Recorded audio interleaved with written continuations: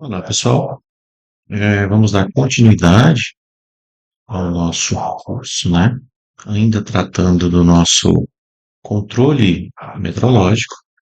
Hoje vamos abordar, né, os temas inerentes aos instrumentos, equipamentos e soluções, voltado principalmente para o nosso concurso da Petrobras, né?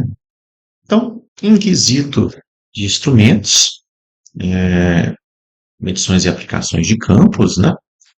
Os instrumentos, o que eles são, né? Eles são dispositivos de manuseio direto que são essenciais na rotina. Então, são aqueles instrumentos que fazem parte da rotina das pessoas que lá estão trabalhando, né? E é claro que, dentre esses instrumentos, né, eu qualifiquei alguns aqui para a gente entender, muitos deles, talvez a gente já tenha ouvido falar, ou quem sabe, né, já tenha contato pessoalmente com ele. Eu vou repassar eles para ter-se uma noçãozinha melhor, né? O primeiro deles é o nosso paquímetro. O paquímetro, ele é utilizado nas medições lineares, né? Pode ser tanto interna quanto externa.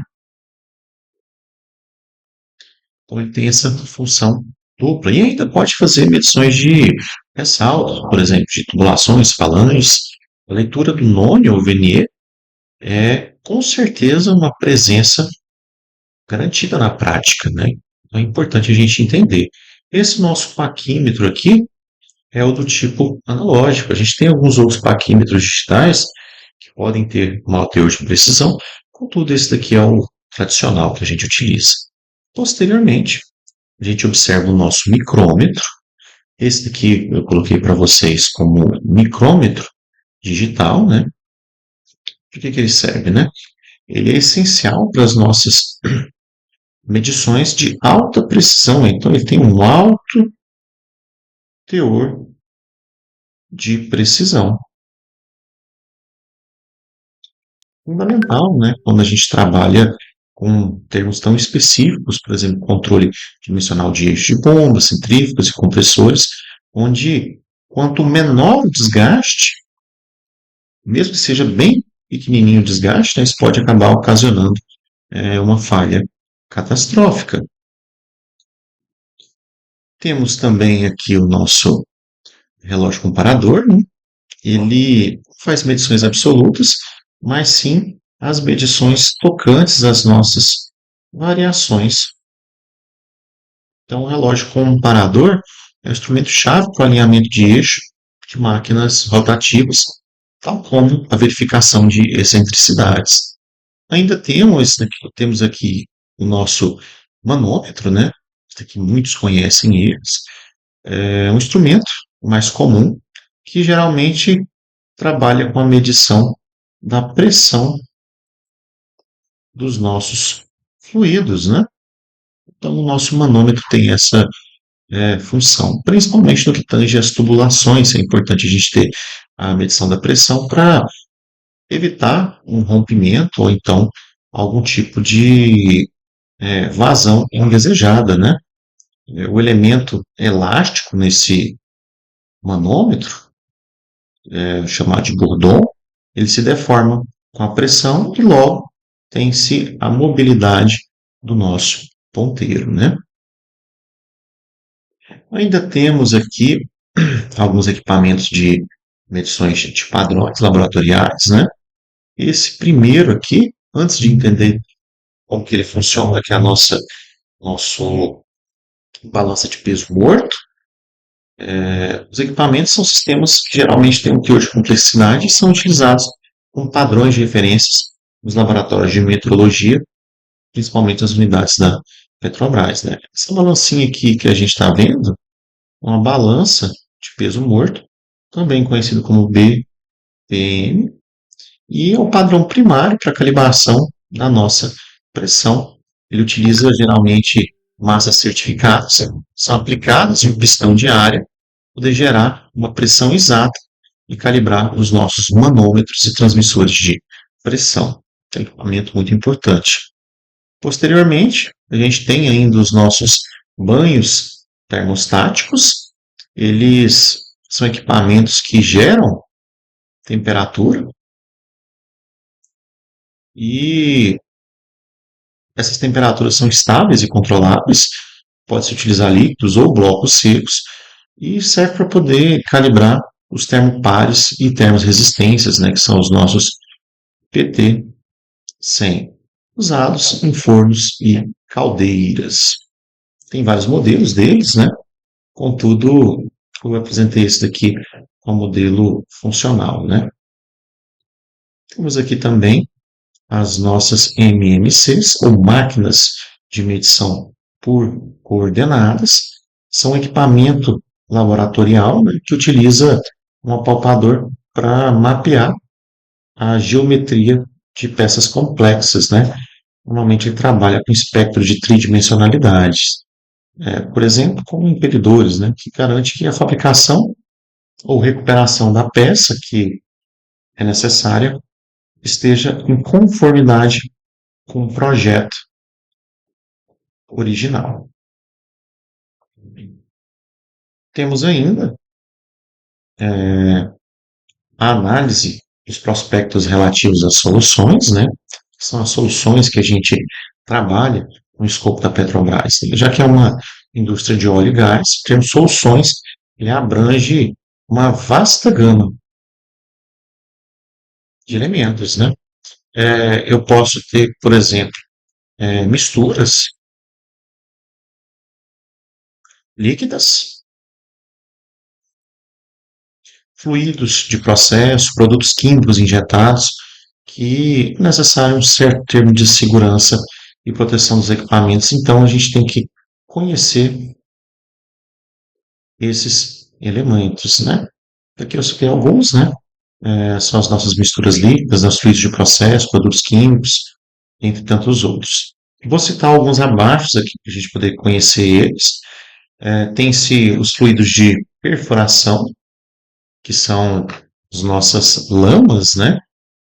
Quando a gente está fazendo a perfuração de um poço de petróleo, a gente injeta esse fluido, que é essa lama, que tem como função vital resfriar a broca, né, e transportar o cascalho para a superfície e manter a pressão hidrostática para evitar aquelas erupções, né? As erupções são conhecidas como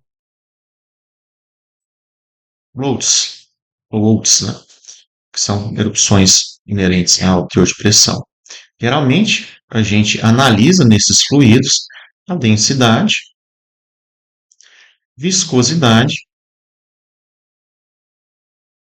pH, teor de sólidos, salinidade, né?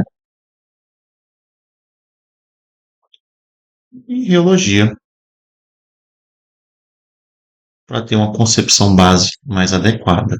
Normalmente são fluidos à base de água, né, ou base de óleo, que são soluções que se envolvem.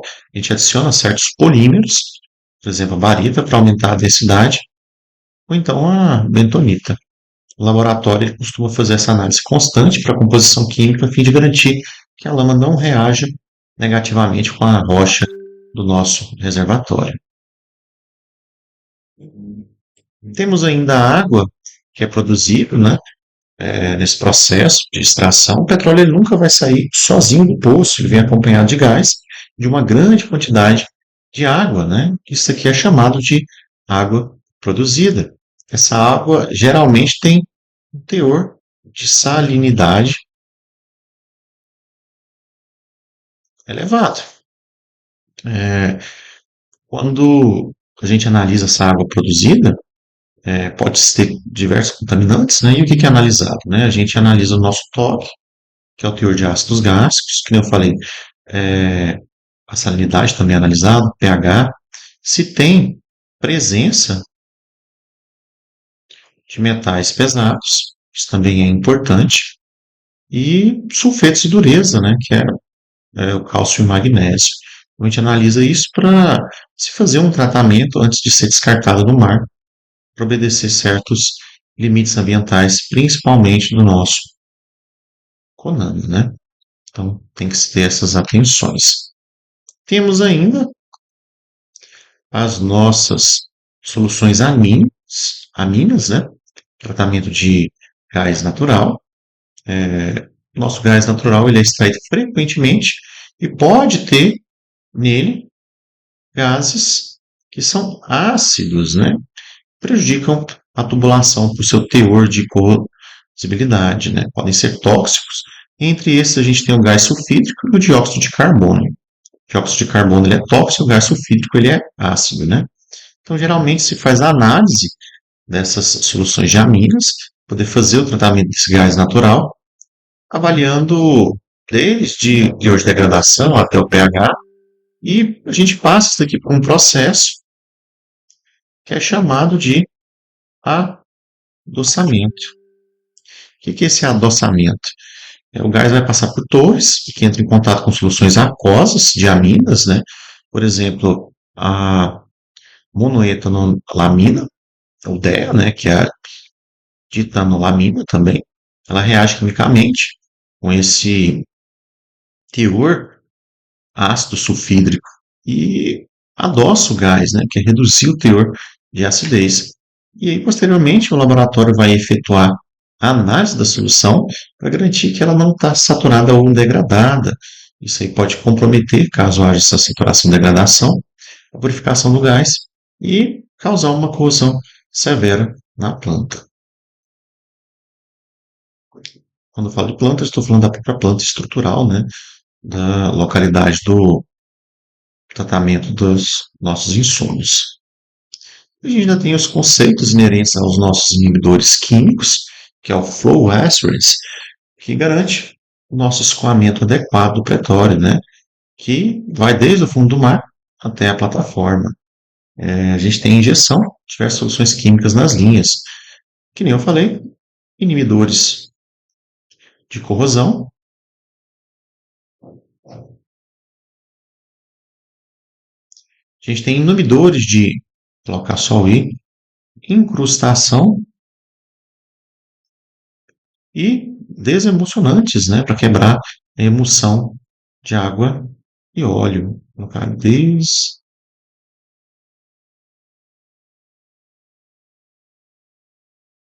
e também os inibidores de hidratos. Vou colocar aqui inibidores de hidratos.